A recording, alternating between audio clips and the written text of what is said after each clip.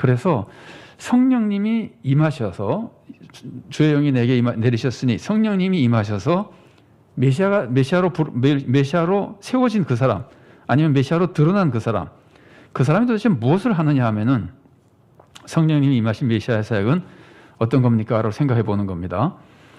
거기 보면은 가난한 자에게 복음을 전한다고 하는 것이 가장 크게 나와 있습니다.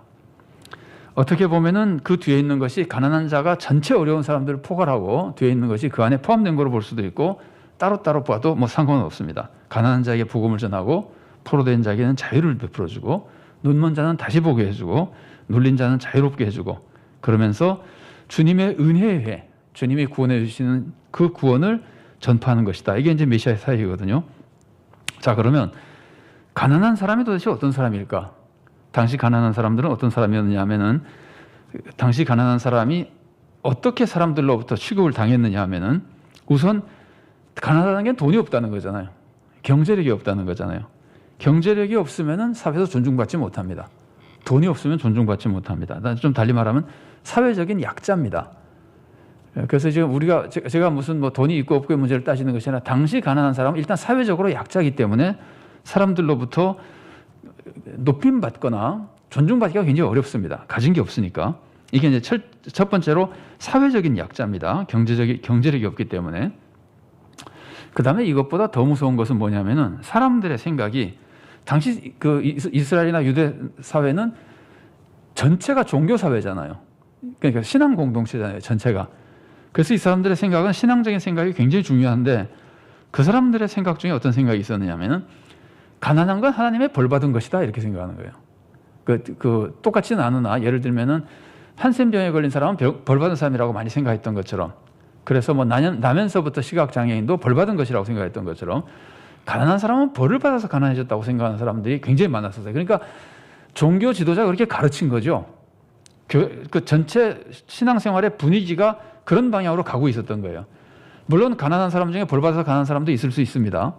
그러나 그렇지 않은 사람들도 있음에도 불구하고 그 방향으로 많이 몰려가서 생각을 글로 많이 몰아가서 그 당시 사람들은 가난한 사람은 하나님의 벌을 받은 사람이라는 생각을 많이 했어요. 그러니까 한마디로 하면 나쁜 사람이죠. 그냥 돈이 없어서 힘이 없는 정도가 아니라 이건 하나님으로부터 사랑받지 못하는 안 좋은 사람이다. 이런 이미지가 있었다는 거예요. 그러니까 이거는 영적으로 신앙적으로 무시당하는 겁니다. 보통 심각한 문제가 아닙니다. 자, 그 다음에 이 사람들은 생활하기도 어렵기 때문에 율법을 잘 못 지킵니다. 그러니까 헌금도 제대로 못하는 사람들이 있고 그 구약 시대는 뭐랄까 헌금을 하느냐 못하느냐 하는 것이 신앙생활 아주 굉장히 중요한 모습이잖아요. 그러니까 헌금도 제대로 못할 수도 있고 그 다음에는 뭐 대표적인 선행인 어려운 사람들을 돕거나 구제하는 일도 잘 못합니다. 자기 먹고 살기도 바쁘니까. 그래서 선행도 없고 신앙생활도 제대로 못하는 사람이라고 생각하니까 그것으로도 또다시 죄인 취급을 당하는 거예요. 가난하다는 사실로 죄인 취급을 당하고 그 다음에는 가난하기 때문에 의무를 다하지 못하는 종교적 의무를 다하지 못하는 것 때문에 또 죄인 취급을 당하는 거예요. 그러니까 굉장히 어려운 상황에 있는 사람입니다. 단지 돈 없는 사람 정도가 아닙니다. 근데 제가 그 별표를 2개 해놓고 나서 써놨잖아요. 원래 구약 시대에는요, 가난한 사람에 대한 이런 이미지 말고 가난한 사람은 뭐 벌 받았다, 뭐 무능하고 신앙생활 잘못한다는 이런 이미지 말고 또 한 가지 정반대 이미지가 있었습니다. 그게 뭐냐면은 가난한 사람은 경건하다는 이미지였었어요. 구약 성경을 보면 그런 얘기가 많이 나오고 구약 시대에는 그런 이미지가 있었어요. 가난한 사람에 대해서. 우리로 하자면은 청렴하다는 이미지랑 좀 비슷한 이미지. 가난한 사람은 경건한 사람이다. 선하게 살았기 때문에 탐욕을 부리지 않고 그래서 가난하게 사는 것이고 또 가난 속에서도 오히려 하나님을 잘 섬긴다. 이런 식으로 가난한 사람은 경건하다는 이미지가 원래 있었는데 그러니까 2가지가 있었습니다. 가난한 사람은 경건한 사람이다.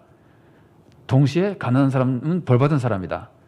그런 사람들이 있다 보니까 이 2가지 이미지가 같이 있었는데 예수님 당시 시대, 예수님이 사역하던 이 시대는 가난한 사람에 대한 경건이나 거룩하기 때문에 존경할 만하다는 이런 이미지가 많이 죽었어요. 아까 말씀드린 대로 이쪽으로 쏠렸어요. 가난한 사람에 대한 그 부정적인 이미지로. 네, 이런 상황이었습니다. 자, 그런데 예수님께서는 가난한 사람에게 구원을 선포하시는 겁니다. 그러니까 당시 종교 지도자들의 가르침과 전혀 다른 거예요. 종교 지도자들이 저 사람들은 율법도 못 지키지, 가난하니까 율법도 제대로 못 지키지, 선행도 없지, 하나님의 벌을 받은 사람이지, 이래가지고 다 무시하고 구원도 받지 못할 것이라고 분위기를 만들었고 가르쳤고, 가난한 사람 본인도 나는 정말 하나님의 사랑받지 못한 사람이구나, 나는 내가 한 게 있나, 구원을 어떻게 받나. 그 당시 특히 율법주의적인 생각이 많았으니까 그렇게 생각하는 분위기였단 말이에요. 그런데 예수님은 거꾸로 그 사람들에게 복음을 전하고 그 사람들에게 구원을 선포하는 거예요.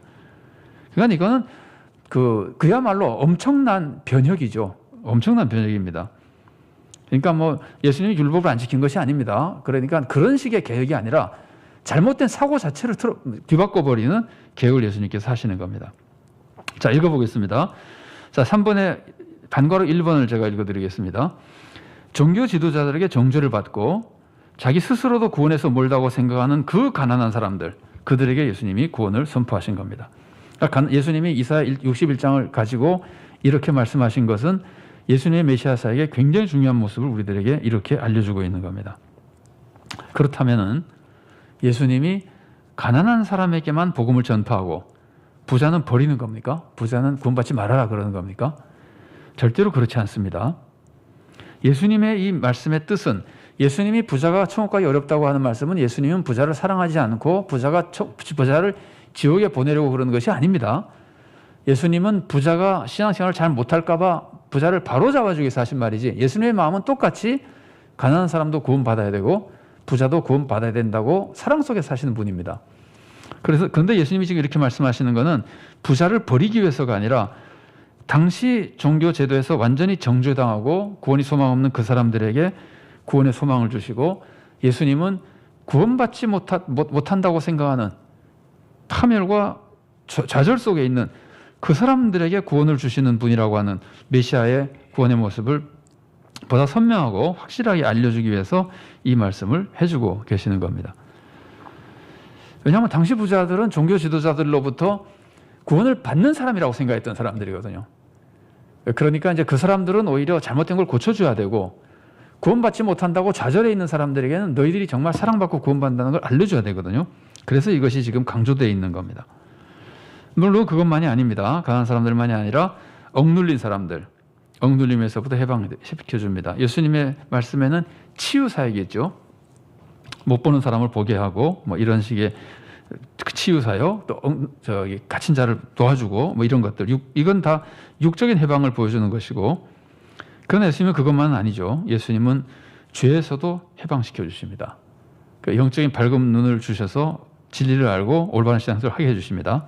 그래서 예수님은 억눌림에서 해방시켜 주시는데, 육적인 억눌림에서부터도 영적인 억눌림에서부터도 해방시켜 주시는 육적 해방과 영적 해방을 다 주시는 분입니다. 자, 이걸 나중에 정리해서 예수님 메시아사역 한번 정리할 때 한번 다시 보도록 하겠습니다. 자, 이렇게 예수님께서는 이런 분으로서 이 메시아의 사역을 읽으셨어요. 메시아 사역을 읽으시고 성경을 읽으신 다음에 예수님이 뭐라 그러죠? 이 말씀이 성취됐다 그러죠. 그러니까 이 말씀을 읽었다는 사실보다 이런 말씀이 성경에 있다는 것, 이스라엘 사람 다 아는 거거든요. 예수님이 이 말씀을 읽었다는 것보다 정말 충격적인 것은 이 말씀이 성취됐다는 겁니다. 사람들이 다 기다리고 있던 그 말씀이 성취됐다고 말씀하시는 겁니다. 물론 이 말씀의 뜻은 내가 와서 성취하는 분이라는 것을 암시해 주는 말씀입니다. 그래서 예수님의 이 말씀은 우선 예수님 자신이 메시아라는 걸 의미하는 겁니다. 내가 이런 구원의 역사를 이루러 왔고 이제는 너희들에게 이 구원이 이루어지는 것이다. 회당 사람들이 어떻게 반응을 하죠? 회당 사람들이 놀래죠. 그리고 이제 22절 말씀을 제가 23절은 거의 다 적어놨는데 22절 안 적어놨는데 제가 22절을 읽어드리겠습니다. 그들이 다 그를 증언하고 그 입으로 나오는 바 은혜로운 말을 놀랍게 여겨 이르되 이 사람이 요셉의 아들이 아니냐. 여기서 증언하고라는 말이 있고 놀랍게 여겼다는 말이 있는데요. 여기서 증언하다고 한 거는 예수님께서 그동안 하셨던 것들에 대해서 서로 말을 한 것을 의미하는 것 같아요. 그러니까 예수님이 그 엄청난 말씀을 읽은 다음에 이것이 이루어졌다고 말씀하시니까 사람들이 야, 저 사람이 이런 사람이었잖아.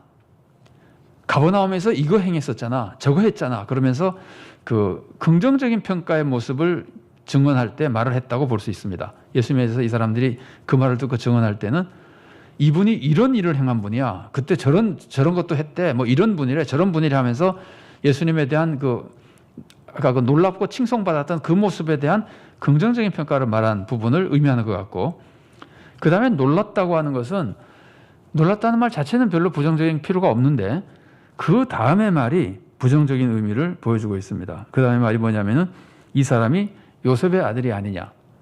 요셉의 아들이 아니냐라는 말은 우리나 같은 인간이잖아, 뭐 이런 생각이 드는 거예요. 우리가 아는 그 사람 아들이잖아, 이렇게 되는 거예요. 그래서 뭐 목수 아들이 뭐 저런 소리를 할 수 있을까, 이렇게 부정적인 말. 이 사람, 예수님이 기적과 능력을 행하신 것도 있고, 예수님은 그들이 알고 있는 한 집안의 아들이라는 점도 있고, 근데 이 사이에서 예수님이 엄청난 말씀을 하시니까, 내가 메시아라는 말씀을 하시니까, 저 사람 정말 대단한 일 했었지라는 말과 동시에 목수 아들이 뭐, 요셉의 아들이 뭐, 이런 식의 표현을 하고 있는 거예요. 그래서 여기서 말하는 이 놀랐다고 말하면서 한 이 말의 표현은 부정적인 평가를 포함하고 있는 겁니다. 요셉의 아들이 저런 말을 할 수 있어? 그러니까 여러분 나다나엘이 한 말이 기억나시죠? 갈릴리에서 무슨 선한 것이 나겠느냐, 이런 말 한 거 기억나시죠? 그런 식이에요. 그래서 이제 이것 때문에 예수님이 나중에 그런 말씀을 하시죠. 선지자가 고향에서는 환영받지 않는다, 이 말씀을 하시는 거예요. 아는 사람들이 우리가 다 아는 사람이라고 해서 무시하고 막 이러고 있는 거, 그러니까 불신앙의 모습을 보이는 거, 이런 반응을 이 사람들이 보이고 있는 겁니다.